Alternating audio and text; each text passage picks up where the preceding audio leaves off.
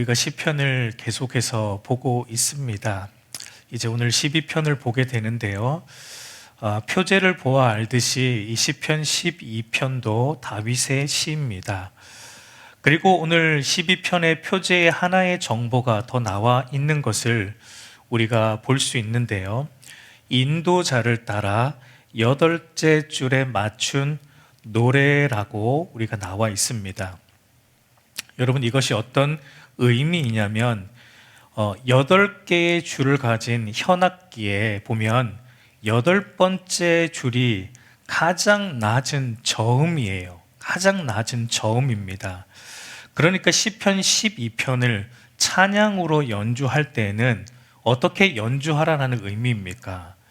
그러니까 8번째 줄, 가장 낮은 저음을 기준으로 이 시편 12편을 연주하라라는 의미이고, 또 이것은 여러분 이 시를 쓸 때 다윗의 상황이 또 어떠하다라는 것을 또 여기에서 말해 주고 있는 것일까요?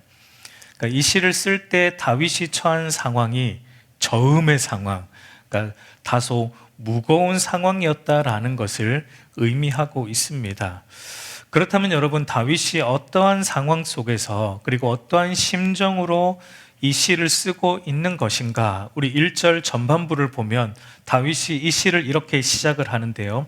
여호와여 도우소서라는 간청으로, 그러니까 여호와의 도우심을 구하는 간청으로 이 시를 시작하고 있는 것을 우리가 볼 수 있습니다. 그러니까 여러분, 다윗은 자기가 어떠한 상황에 처해 있는가, 이와 같은 자초지정을 말하기도 전에 먼저 급하게 하나님 도와주세요, 여호와여 도우소서라는 이러한 말로 시를 시작하고 있다라는 것은 지금 다윗의 마음이 어떠하다라는 것을 의미하고 있는 것일까요?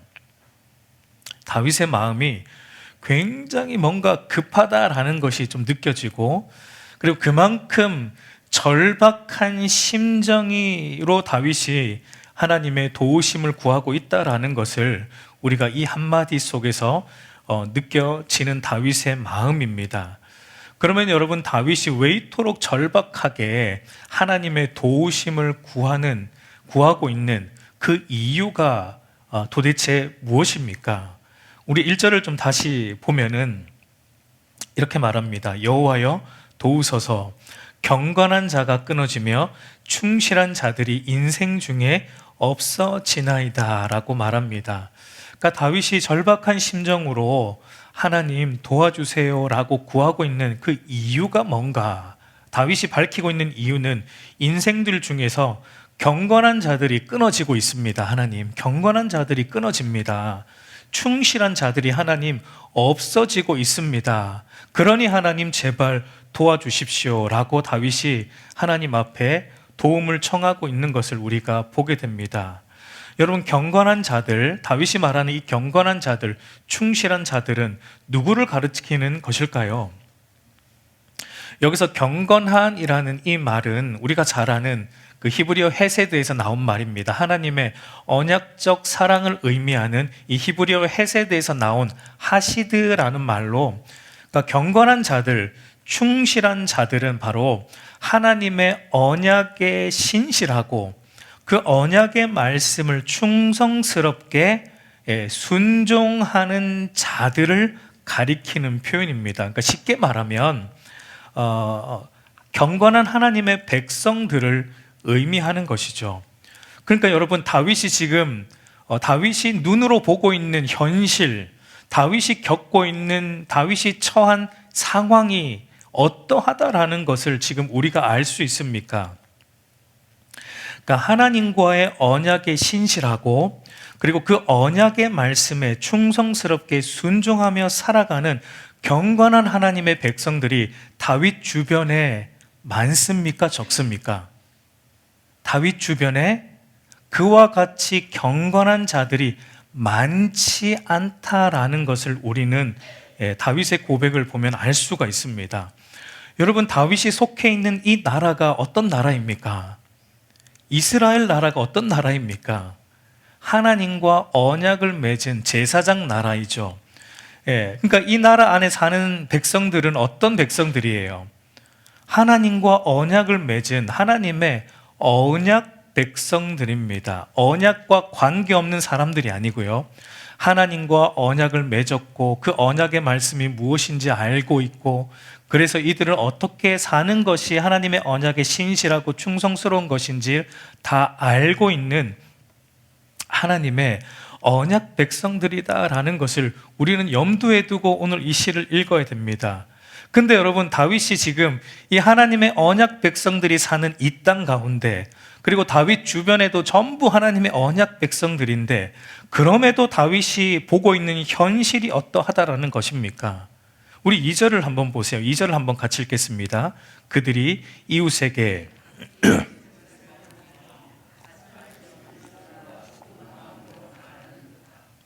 그러니까 지금 다윗이 눈으로 보고 있는 현실, 다윗이 피부로 경험하고 있는 현실이 어떠냐면, 표면적으로는 다 하나님의 언약 백성들입니다. 그러니까 이들의 입에서는 늘 하나님의 이름이 나오고 있습니다. 그런데 그들의 마음 중심에는 하나님의 언약에 대한 신실함이 없고, 하나님의 이 언약의 말씀에 대해 충성스럽게 순종하며 살아가는 진실된 삶이 이들 안에는 없다는 겁니다. 그런 자들이 지금 다윗 주변에 사라지고 있고 점점 없어지고 있고, 그러나 그에 비해 어떤 자들은 계속해서 늘어나고 있습니까? 오늘 2절에서 읽었듯이 거짓과 아첨과 두 마음으로 살아가는 자들, 그러니까 1절에서 말하는 경건한 자들, 충실한 자들과 반대되는 자들이죠. 불경건하게 입으로는 하나님을 부르지만 그러나 그들의 삶에는 하나님을 경건함이 없는 자들, 불경건하게 서슴지 않고 거짓도 말하고 아첨하는 말도 하며 두 마음으로 살아가는 자들이 도리어 넘쳐나고 있는 이와 같은 영적 암흑과 같은 현실을 바라보면서 다윗은 탄식하고 있는 것이 바로 이 시편 12편의 배경이고 내용입니다. 그래서 다윗은 이와 같은 불경건한 자들이 계속해서 늘어나고 있는데, 이 불경건한 자들의 특징을 살펴보니까 이들에게는 세 가지의 특징이 있다라는 것을 다윗은 본 거예요. 거짓과 아첨과 두 마음으로 말한다라는 겁니다. 첫 번째는 이들의 특징은 거짓을 말합니다. 여러분, 여기서 거짓이라는 말이 히브리어 샤브라는 말인데, 흔히 우리가 아는 거짓말, 그 의미도 없지는 않은데, 그러니까 흔히 우리가 아는 속이는 말이라는 의미보다는 오늘 이제 다윗이 말하고 있는 그 의미는 뭐냐면, 그러니까 허탄한 말, 좀 공허한 말, 그러니까 조금 더 쓸데없는 허망한 말에 좀 더 가까운 의미라고 볼 수 있습니다. 예전에 제가 이제 부교육자로 사역하고 있을 때, 이제 저의 사례비로 생활하는 것이 쉽지 않았기 때문에 이제 저희 아내가 법무사 사무실에서 잠깐 일했던 적이 있습니다. 세종에 있을 때. 근데 이제 저희 아내가 거기서 일하다가 하루 종일 일하고 집에 오면은 너무 힘들어 했어요. 너무 힘들어 했는데, 왜 힘드냐면 일이 힘든 것도 물론 있겠지만 일보다 더 힘든 게 뭐냐면 믿지 않는 사람들과의 관계 속에서 오는 그 영적인 갈등, 그리고 그 영적인 외로움 때문입니다. 그 법무사 사무실에서 이제 저희 아내 외에는 믿는 그리스도인들이 없었습니다. 홀로 믿는 신자였고 나머지는 다 불신자였어요. 사람들은 다 나이스합니다. 저도 이제 좀 아는 분들도 있지만 사람들은 다 나이스해요. 다 친절하고 다 나이스합니다. 근데 그들과 대화해보면 그들의 언어 속에는 항상 욕이 빠지지가 않아요. 그들의 언어 속에는 사람들은 정말 나이스합니다. 근데 그들의 대화 속에는 항상 뭔가 욕이 가미되어 있고 정말 다 나이스한데, 그들의 대화 속에는 남들에 대한 뒷담화가 습관적으로 나오는 것을 보게 되고, 정말 사람들은 다 나이스한데 그들의 대화의 주제는 전부 이 땅에 속한 것들이에요. 돈을 어떻게 해야 잘 벌고 어떻게 해야 더 성공하고, 이와 같은 이 땅에 속한 것들에 대한 허탄한 말, 공허한 말, 허망한 말. 지금 다윗이 말하는 불경건한 자들의 특징이 이와 같다는 거예요. 단순히 거짓말한다 그런 의미를 넘어서 불경건한 자들은 이 땅에 속해 있는 그 허망한 대화들만 말하면서 살아가는 자들. 그래서 이제 저희 아내가 그 하루 종일 일하고 오면 영적으로 너무 힘드니까 집에 오면 그거 누구한테 말합니까? 저한테 말하는 거죠. 하소연하면서 항상 저희 둘의 결론은, 그러니까 이 영원하신 하나님과 하나님의 말씀이 우리 안에 있다라는 것이 얼마나 감사한가, 얼마나 기쁜가. 그리고 같은 믿음의 말을 할 수 있는, 믿음 안에서 이렇게 마음을 진실로 나눌 수 있는 믿음의 배우자가 있다라는 것이 얼마나 감사하고 기쁜 일인가. 이것으로 항상 결론이 맺혀졌습니다. 이런 불경건한 자들은 이와 같이 허망한 말들로만 하면서 살아간다라는 것을 다윗이 보고 있는 거예요. 이 다윗이 보고 있는 현실은 여러분 믿음이 전혀 없는 사람들이 아니고요. 어떤 면에서 믿음이 있는 사람들이에요. 교회 안에 있는 사람들입니다. 근데 다윗이 탄식하는 이유가 그거예요. 세상 사람들은 말할 것도 없지만 교회 안에 있는 사람들의 대화도 보니까 점점점 어떤 대화만 늘어가냐면 믿음 없는 대화들, 이 땅에 속한 대화들, 허망한 대화들로만 채워지는 그런 자들로만 이 교회 안에서도 늘어가고 있다는 것에 다윗은 탄식하고 있는 겁니다. 두 번째, 다윗이 이 불경건한 자들의 특징을 보니까 아첨하는 입술을 가지고 있다는 것을 본 겁니다. 여러분, 이 아첨이라는 말은 히브리어 할락으로 문자적인 의미가 매끄럽다, 부드럽다라는 의미예요. 그러니까 아첨하는 입술은 남들이 듣기 부드러운, 그러니까 남들이 듣기 좋은 말을 해준다라는 것이죠. 왜 남들이 듣기 좋은 말을 해줍니까? 그 이유가 무엇입니까? 뭔가 얻어낼 것이 있기 때문이에요. 그러니까 이 불경건한 자들의 특징이 뭐냐면 진심이 없다는 겁니다. 상대를 대하는데 진심으로 대하는 것이 아니라 자기의 어떤 필요 조건에 따라 가식적으로 대한다는 거예요. 그러니까 마음에는 없는데 뭔가 얻어낼 것이 있기 때문에 듣기 좋은 말을 지금은 하고 있다라는 겁니다. 유다서 여러분 16절을 보면 이렇게 말하는데요. 이 사람들은 원망하는 자며 불만은 토하는 자며 그 정욕대로 행하는 자라. 그 입으로 자랑하는 말을 하며 이익을 위하여 아첨하느니라. 그러니까 부드러운 말, 매끄러운 말, 남들에게. 사실 여러분, 우리는 이런 말 하는 사람들을 좋아합니다. 나이스하게, 부드럽게, 약간 버터 바른 것처럼 그런 말을 해주는 사람을 사실은 좋아하는데, 물론 나이스하게 말하는 게 좋죠. 그러나 어떤 자기 이익 때문에 이렇게 아첨하는 말을 하는 것, 이것은 불경건한 자들의 특징이다라는 것을 다윗은 보고 있는 겁니다. 그래서 여러분, 이것은 불경건한 자들의 이제 세 번째 특징으로 이어지는데, 그것은 두 마음으로 말한다는 겁니다. 이것은 쉽게 말하면은 이중의 잣대를 가지고 산다는 거예요. 그러니까 어떨 때는 이렇게 하고 어떨 때는 또 저렇게 하고, 그러니까 그들의 말과 삶에는 정해진 하나의 뚜렷한 기준이 없다는 겁니다.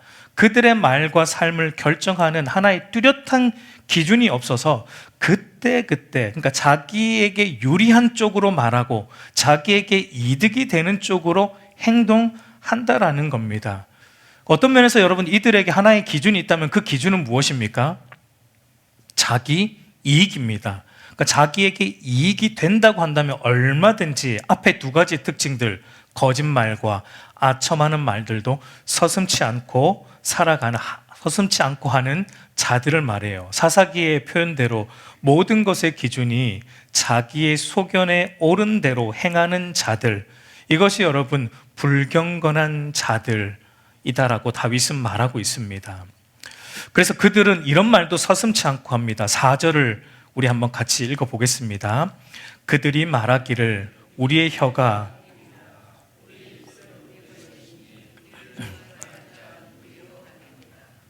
이들이 어떤 말을 하냐면 우리의 혀가 이긴다. 우리의 혀가 이긴다. 우리의 입술은 우리의 것이니 우리를 주관할 자는 누구인가? 아주 교만한 말이죠. 그러니까 쉽게 말하면 이런 겁니다. 내 입으로 내가 하고 싶은 말을 하는데 그것이 무엇이 문제인가? 내 입 가지고 내가 하고 싶은 말을 하는데 뭐 그것이 문제될 것이 무엇인가? 내 입으로 내가 하고 싶은 말을 하는데 누가 참견할 수 있는가? 여러분, 이것이 하나님 없이 살아가는 보편적인 인간들의 가치관이죠. 그러나 여러분, 우리는 알고 있습니다. 우리의 입술을 지으신 분이 있다라는 것. 우리의 입술을 지으신 창조주 하나님이 있다라는 것을 우리는 알고 있어요. 우리의 입술이 우리의 것이 아님을 알고 있습니다. 지으신 분이 있어요. 지으신 분의 목적이 있어요. 이 입술로 하나님은 무엇을 하길 원하시는가? 하나님을 영화롭게 하고 하나님을 찬양하고 하나님을 경배하는 데 이 입술이 사용되기를 원하시는데, 불경건한 자들은 내 입으로 내가 하고 싶은 말을 하고 사는데 그것이 무엇이 문제인가? 그러니까 자기가 주인 되어서 자기 소견에 옳은 대로 마음껏 말하고 마음껏 행동하며 살아가는 겁니다.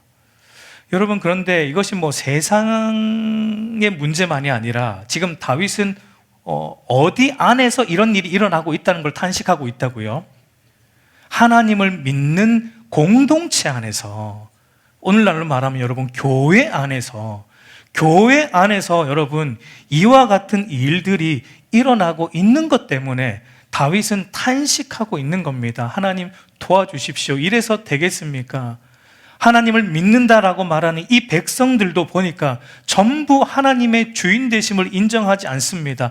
입술로는 하나님이 나의 주인이라고 말하는데, 근데 저들의 말들을 보니까, 저들이 하는 말들을 보니까 온통 허황된 말만 하고 온통 아첨하는 말만 하고 두 마음을 가지고 자기 이익을 따라 이렇게 저렇게, 하나님이 기준이 아니라 자기의 이익이 기준이 되어서 이렇게 저렇게 행동하는 것을 보니, 하나님, 저들은 하나님의 백성이라고 어떻게 말할 수 있습니까? 하나님 도와주십시오. 이 경건한 자들이 끊어지고 있는 것을 하나님 도와주십시오라고 다윗이 여러분 탄식하고 있는 거예요. 여러분, 시편 11편에서 우리가 보았지만, 여러분 다윗이 죽을 것 같은 상황에서도 어떻게 했습니까? 지금 자기의 터가 무너질 것 같은 상황에서도 다윗은 어떻게 했죠? 하나님께로 피했잖아요. 하나님만 의지하고 하나님만 붙들어 살려고 그렇게 몸부림치고 있는데, 다윗을 사랑하는 가족들, 다윗 옆에 있는 지인들은 다윗에게 뭐라고 말했죠? 어떤 조언을 해주었습니까? 지금 터가 무너지기 일보 직전인데 하나님을 찾는 게 무슨 소용이 있습니까? 일단 다윗 왕이요, 급한 불부터 끄고 그 다음에 하나님을 찾으십시오. 그래도 됩니다. 지금은 너무나 급박한 상황이니까 하나님보다 당장 먹고 살 길을 찾아야 하는 것이 더 중요합니다. 지금 너무나 급박한 상황이니까 하나님 말씀대로 사는 것보다는 세상적인 방법을 따라 당장 이 급한 문제를 해결하는 것이 더 중요합니다라는 말들을 여러분 누가 했다고요? 불신자들이 한 게 아니고요, 다윗의 대적이 한 게 아니라 다윗의 사랑하는 가족들이, 다윗의 가까운 지인들이, 교회 안에 있는 사람들이 다윗에게 하나님보다 다른 것 찾아야 됩니다라는 이런 믿음 없음의 조언을 해주었다라는 것을 다윗이 시편 11편에서도 경험했고, 그것 때문에 마음이 굉장히 아파했던 것을 우리가 보았습니다. 여러분, 오늘 읽은 이 시편 12편은 그 연속선상에 있는 겁니다. 그 연속선상에서 다윗이 이스라엘의 공동체를 둘러보니까 하나님의 언약에 신실하게 반응하고 하나님의 말씀에 충성스럽게 순종하며 살아가는 참으로 경건한 자들이 점점점 줄어들고 있다는 그것 때문에, 그런데 그 반대로 하나님을 경외하지 않고 자기가 주인이 되어 자기 소견에 옳은 대로 거짓과 아첨과 두 마음으로 살아가는 자들은 점점 이 이스라엘 공동체 안에, 오늘날 교회 안에 넘쳐나고 있는 이 영적 암흑과 같은 현상, 이 영적 쇠퇴 현상을 다윗이 바라보면서 탄식하고 하나님께 어찌해야 됩니까? 라고 도우심을 구하고 있는 것을 우리가 보게 돼요. 여러분, 다윗이 살던 시대랑 오늘 저와 여러분이 살고 있는 시대가 무려 3000년이라는 시간적 갭이 존재합니다. 근데 여러분, 다윗의 시대상이나 오늘 현대의 시대상이나 3000년의 시간적 갭은 있는데 조금도 변한 건 없습니다. 조금도 달라진 것은 없습니다. 여러분, 오늘날도 보십시오. 이 세상은 물론이고 하나님을 믿는다고 말하는 자들이 모인 오늘날 교회 안에도 보면 하나님 말씀에 신실하게 반응하고 그 말씀에 충성스럽게, 그러니까 충성스럽다는 건 여러분 목숨을 거는 거예요. 누군가에게 충성한다라는 것은 그냥 대충 따라가는 게 아니라 자기의 생명을 걸고 따라가는 거예요. 하나님 말씀에 충성스럽게 반응한다라는 것은 우리가 하나님 말씀에 내 목숨을 거는 거예요. 근데 여러분, 오늘날 교회도 보니까 하나님 말씀 앞에 신실하게 반응하고 그 하나님 말씀을 따라 사는 일에 내 생명을 걸어서 사는 자들이 여러분 오늘날 찾아볼 수 있습니까? 오늘날 그런 자들을 쉽게 찾아볼 수 있습니까?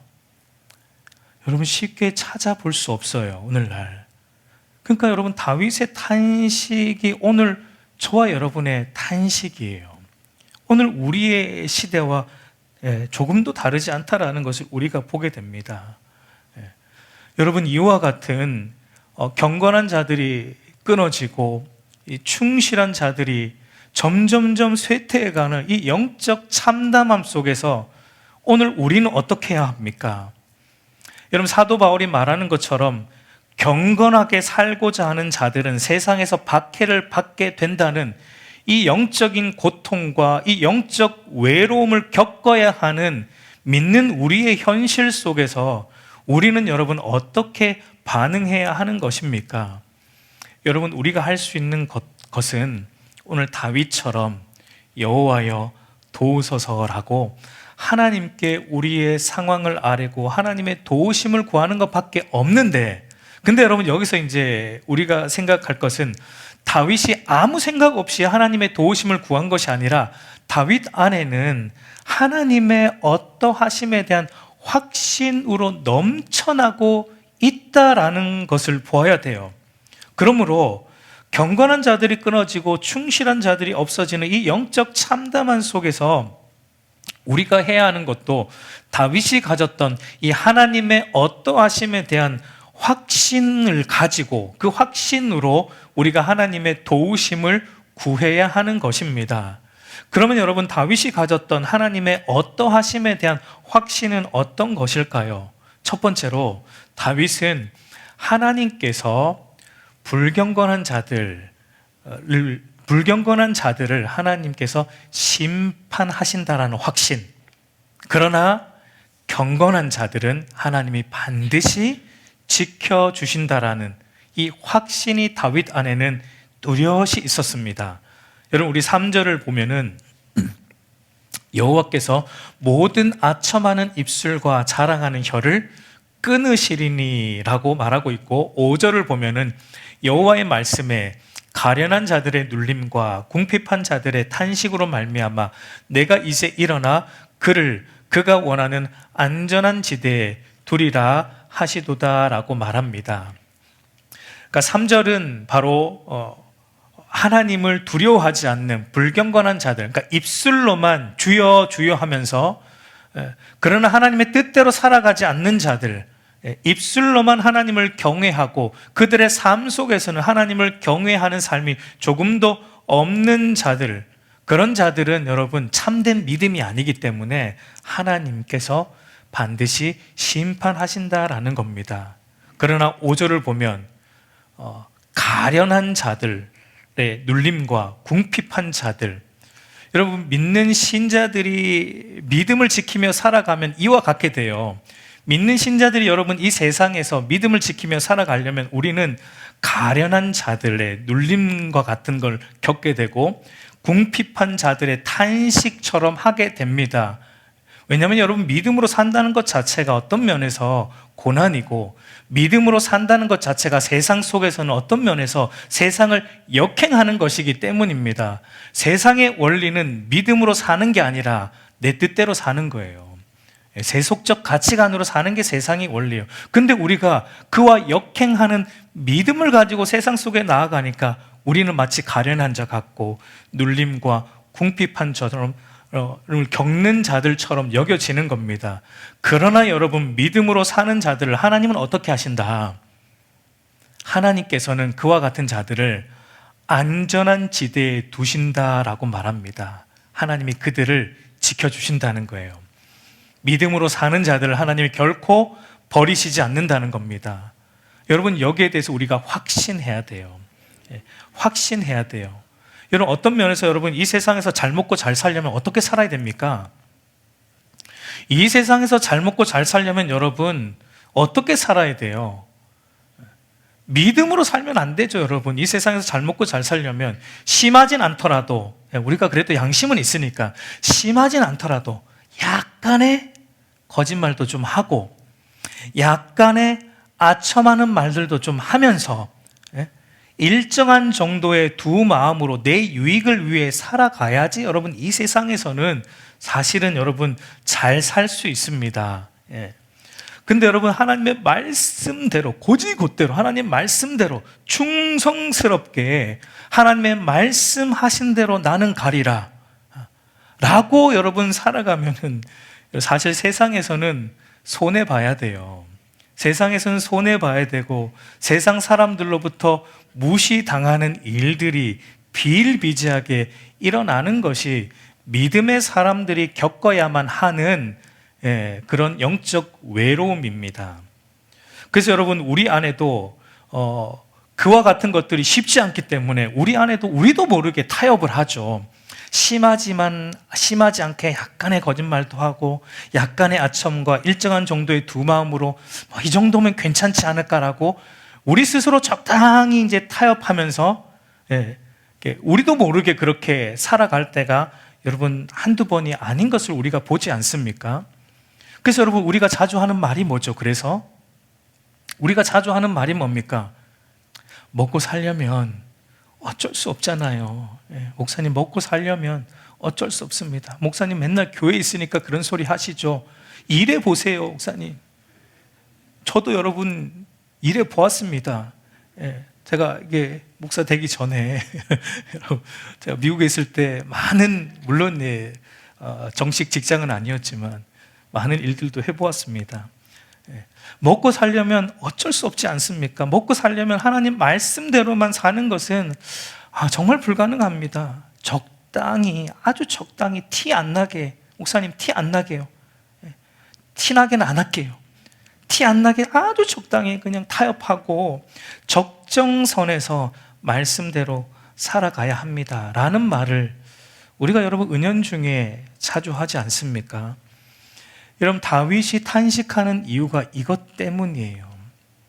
믿는 자들의 입술에서 이런 말이 나오고 있다라는 것을 볼 때 다윗은 마음이 상합니다. 탄식합니다.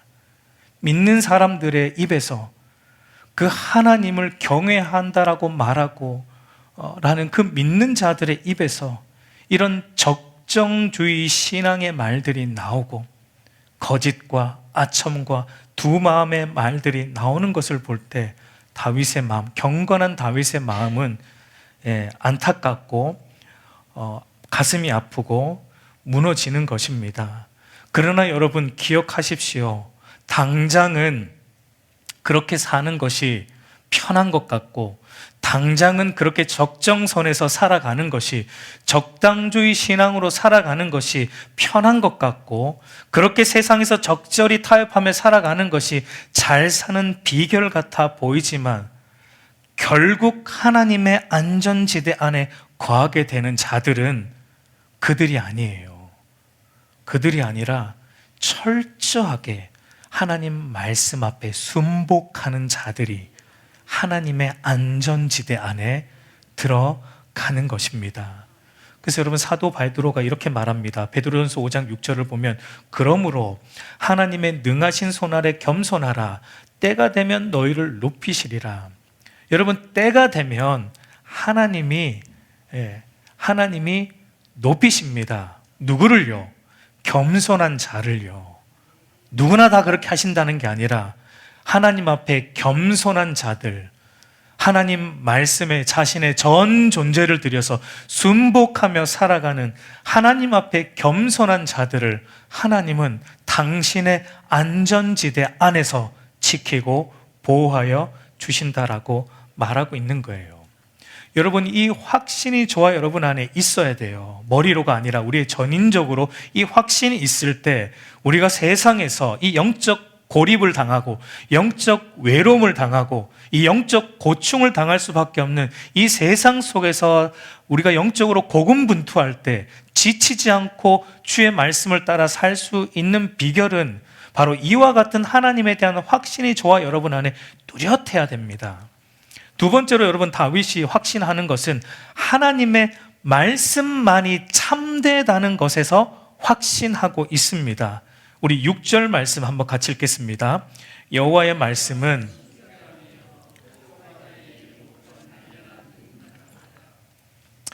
여러분, 보통 은이 섞인 광석에서 은을 얻어내기 위해 달궈진 흙 도가니에 넣어 녹이는 작업을 보통은 한 3차례, 4차례를 반복한다고 해요. 그래서 한 3차례, 4차례만 거치면 거의 순도 99%의 순은을 얻을 수 있다고 합니다. 근데 오늘 다윗은 하나님의 말씀은 3차례를 거친 게 아니고 4차례를 거친 게 아니라 몇 차례를 거쳤다고요? 7차례에 걸쳐 단련한 은 같다라고 비유적으로 말하고 있는데 그 의미는 뭐냐면, 그러니까 하나님의 말씀은 7이라는 완전수, 그러니까 하나님의 말씀은 조금도 거짓이 없고 하나님의 말씀에는 조금도 불순물이 없고 하나님의 말씀에는 조금도 오류가 없는 완전한 말씀이다라는 것을 다윗이 강조하고 있는 것입니다. 여러분, 우리가 이 세상을 살아가면은 수많은 말들을 듣습니다. 수많은 정보들이 우리 귀에 들려옵니다. 휴대폰을 보면은 수많은 정보들이 쏟아져 나오고 TV를 보면 수많은 말들이 우리 귀에 들립니다. 이렇게 해야 성공할 수 있고, 어디에 투자를 해야 돈을 벌 수 있고, 이렇게 해야 잘 먹고 잘 살 수 있고, 어떻게 해야 우리 자녀들을 좋은 대학에 보낼 수 있는 등의 수많은 말들, 수많은 정보들이 홍수처럼 우리의 귀에 들려오는 시대를 우리가 살아가고 있습니다. 그러나 여러분, 이 세상의 말들은 아무리 우리의 귀에 달콤하게 들려도 그 안에는 뭐가 있어요? 불순물이 있기 마련이고 거짓이 섞여 있기 마련이고 오류가 있기 마련입니다. 여러분, 요즘 유튜브 보면은 유튜브 딱 틀면 광고 나오는데 의사와 같은 사람이 나와가서 이런 약 먹지 마십시오 그러면서 그런 광고 있잖아요. 근데 그런 광고가 전부 AI로 만든 가짜 의사라고 막 그러더라고요. 그러니까 여러분, 오늘날은 가짜 정보도 너무 넘쳐나는 거예요. 그러니까 여러분, 이 세상에서 들려오는 말들, 이 세상에서 들려오는 정보들은 완벽하게 오류가 없는 것들이 아니라 오류가 섞여 있고 거짓과 불순물이 다 섞여 있습니다. 여러분, 세상에 들려오는 가장 흔한 말들 중에 뭐니 해도 돈이 최고다, 내 인생에 돈이 많으면 행복하게 살 수 있다라는 그 말들이 하나같이 들려오지만, 여러분, 그래서 여러분 돈을 많이 벌어 보십시오. 돈을 많이 벌면 어떻습니까? 당장 행복합니다. 맞아요. 다 틀린 말은 아닙니다. 돈이 많으면 행복합니다. 그러나 여러분, 시간이 지나갈수록 어떻습니까? 그 행복은 금세 사라집니다. 금세 사라지고 돈으로 채워지지 않는 공허가 우리 안에 자리하고 있다는 것을 금세 또 발견하게 됩니다. 그러니까 여러분, 이처럼 세상의 말들은 우리를 온전히 채우지도 못할 뿐더러 우리를 참되게 행복하게 하지도 못해요. 우리를 온전히 채우고 우리를 참되게 행복하게 하는 것은 여러분, 참되신 하나님의 말씀밖에 없다라는 것입니다. 그래서 여러분, 성경의 마지막 책인 요한계시록에 마지막 장에서 이렇게 말합니다. 요한계시록 22장 7절을 보면은 보라, 내가 속히 오리니 이 두루마리의 예언의 말씀을 지키는 자는 복이 있으리라. 내가 속히 오리니 이 두루마리의 예언의 말씀, 그러니까 성경 안에 있는 하나님의 말씀을 지키는 자가 참으로 복이 있다라고 우리에게 말해주고 있습니다. 여러분, 다윗은 바로 하나님의 말씀만을 붙들어야지만 하나님의 말씀, 완벽한 하나님의 말씀만이 우리를 유익하게, 온전히 유익하게 한다라는 것을 말하고 있어요. 근데 여러분, 하나님의 이 참된 말씀만을 붙들고 살아가는 것이 쉽지 않죠. 그래서 다윗은 이제 이렇게 또 간구합니다. 우리 7절을 보면 여호와여 그들을 지키사 이 세대로부터 영원까지 보존하시리이다 라고 말합니다. 여러분, 우리는 말씀대로 살고자 하면은 늘 또 넘어지는 연약한 자들이죠. 그러니까 여러분, 우리가 말씀대로 살려면 어떻게 해야 됩니까? 하나님께 도우심을 또 구해야 돼요. 하나님, 우리를 지키사 우리가 말씀대로 살아갈 수 있도록 우리를 지켜주셔서 영원까지 우리를 보존하여 달라라고 우리가 늘 하나님 앞에 여러분 기도하고 하나님을 의존해야 됩니다. 우리 힘으로 하나님의 말씀을 지킬 수가 없습니다. 우리가 얼마나 변덕스럽습니까? 오늘 말씀대로 살아가려고 결단해도 또 내일 넘어지는 자들이 저와 여러분의 모습이에요. 그렇기 때문에 우리가 말씀대로 참되신 하나님의 말씀을 붙들고 살아가려고 할 때 우리는 늘 하나님을 의존하고 하나님께 도우심을 구해야 하는 것입니다. 왜냐하면 여러분, 우리가 말씀대로 살아가겠노라라고 결단하고 또 세상에 나아가면 우리 눈에 보이는 현실은 또 어떻습니까? 여전히 현실은 하나님 말씀대로 살지 않는 자들이 오히려 더 잘 먹고 잘 사는 세상이기 때문입니다. 마지막으로 8절을 보세요. 다윗이 이렇게 시를 마치는데요. 비열함이 인생 중에 높임을 받는 때에 악인들이 곳곳에서 날뛰는도다. 여러분, 다윗은 앞에서 하나님께 말씀대로, 참되신 하나님 말씀대로 살아갈 수 있도록 지켜달라고 간구했습니다. 그러면서 사실 7절로 끝나면 사실 시가 좀 더 좋을 것 같아요. 어떤 의미에서는 7절로 끝나면 하나님이 우리를 도우셔서 말씀대로 살아가게 해주신다, 우리를 영원히 보존하여 주신다라는 것으로 끝나면 참 이렇게 좀 좋을 것 같은데, 다윗은 이렇게 끝내지 않고 8절에서 한 번 더 이 세상의 현실, 비열함이 인생 중에 높임을 받고 악인들이 곳곳에서 날뛰고 있는 이 세상의 현실을 우리에게 또 보여줌으로 우리에게 무엇을 말합니까? 우리가 말씀대로 살겠다라고 하나님을 의존하고 붙들어도 이 세상은 똑같이 말씀 붙들지 않는 악인들이 더 잘 먹고 잘 사는 세상인 것을 너는 보게 될 거다. 그러니까 그것 때문에 낙심하지 마라. 그것 때문에 그들의 잘됨도 부러워하지 마라. 그것 때문에 너의 마음이 상할 것이 없다.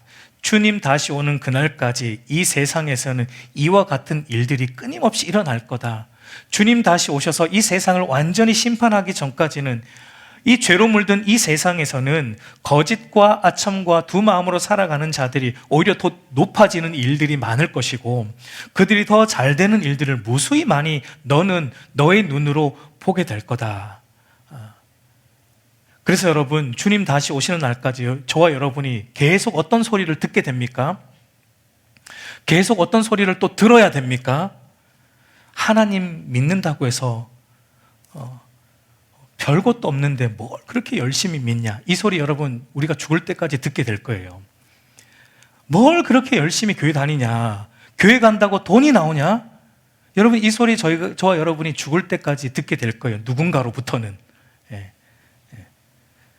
좀 적당히 위로받는 수준에서 교회 다니면 안 되냐?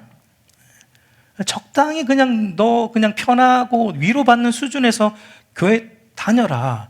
아니, 우리를 보라니까. 하나님 없이 살아도 이렇게 잘 먹고 잘 살지 않냐? 우리가 도리어 너희들보다, 열심히 믿는 너희들보다 하나님 안 믿는 우리가 돈 더 많이 벌잖아. 하나님 안 믿는 우리가 더 좋은 집에서 살잖아. 더 좋은 것 먹고 살잖아. 믿어도 돈도 안 나오는데 뭘 그렇게 믿냐라는 말들을 여러분 우리는 어쩌면 죽을 때까지 들어야 돼요. 안타깝게도. 그게 여러분 우리가 마주하는 현실입니다. 우리가 여러분 예수님 말씀대로 살겠노라, 하나님 제 말씀대로 살겠습니다라고 결단하고 하나님 앞에 충만해서 세상에 나아갔는데 세상 사람들이 다 하나같이 우리처럼 말씀대로 살아야죠, 이렇게 안 된다니까요. 우리가 말씀대로 결단하고 또 세상에 나아가면 세상은 우리의 믿음을 조롱합니다. 우리의 믿음을 무시합니다. 그게 우리가 겪어야 하는, 우리가 실질적으로 마주해야 되는 이 세상의 현실이라는 거예요. 우리가 날마다 마주해야 되는. 그래서 여러분 이런 것들을 마주할 때마다 여러분 우리가 어떤 마음이 듭니까? 때로는 여러분 우리가 마음이 상하죠. 그런 소리 들으면. 그리고 때로는 우리가 믿는 신앙에 대해 의구심이 들기도 해요. 과연 이렇게 믿는 게 진짜 의미 있는 걸까? 과연 이렇게 믿는 게 정말 의미 있는 건가라는 어떤 신앙의 의구심과 회의심도 어쩌면 우리 안에 들 수 있습니다. 들 수 있습니다. 근데 여러분 그럴 때마다 다윗은 어떻게 해야 된다라고 우리에게 말해줍니까? 그럴 때마다, 그런 마음이, 신앙의 회의가 들 때마다 세상의 현실을 보면서, 여러분 시편 73편도 보면 73편의 기자도 악인들이 더 형통하고 악인들이 더 잘 먹고 사는 거 보면서 어떻게 되었다라고 말하죠? 시험 들었다고 하잖아요. 악인들이 더 잘 되는 거 보면서 너무 시험 들었다고 말하잖아요. 그러니까 우리도 그와 같은 상황을 마주하게 된다는 겁니다. 근데 그럴 때 다윗은 우리에게 어떠해야 된다라고 말해주고 있는 거예요. 하나님의 말씀만이 참되니까 말씀을 붙들어야 된다라고 우리에게 말해주고 있는 겁니다. 그 사람들의 말, 그 사람들의 우리의 믿음을 조롱하는 말, 그들의 말은 거짓이다. 그들의 말은 거짓된 말이다. 하나님의 말씀만이 참된 말이기 때문에 너희는 하나님의 말씀을 붙들어야 된다 라고 다윗은 오늘 우리에게 말해주고 있는 겁니다. 여러분 이제 말씀을 맺겠습니다. 시편 119편 기자의 말처럼 여러분 참되신 하나님의 말씀이 고난 중에 나의 위로가 될 뿐만 아니라, 그리고 하나님의 말씀이 저와 여러분을 살게 하는 것임을 기억하시기 바랍니다. 하나님 말씀이 우리가 믿음으로 사는 것 때문에 고난받을 때 이 말씀이 우리에게 위로를 줍니다. 다른 게 위로 주지 않아요.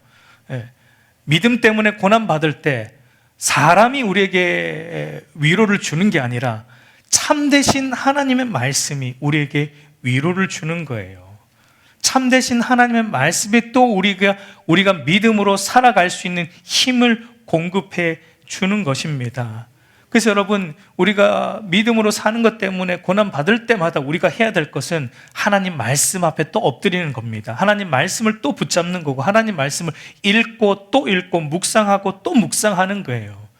그럴 때 여러분, 저와 여러분 안에 다른 붓질하여도 곤비하지 않고 걸어가도 피곤하지 않는 그 독수리가 날개쳐 올라간 같은 새 힘을 하나님이 저와 여러분 안에 주실 것입니다. 여러분 그 힘으로 이 믿음의 길을 완주하는 은혜가 있기를 우리 주님의 이름으로 축복합니다.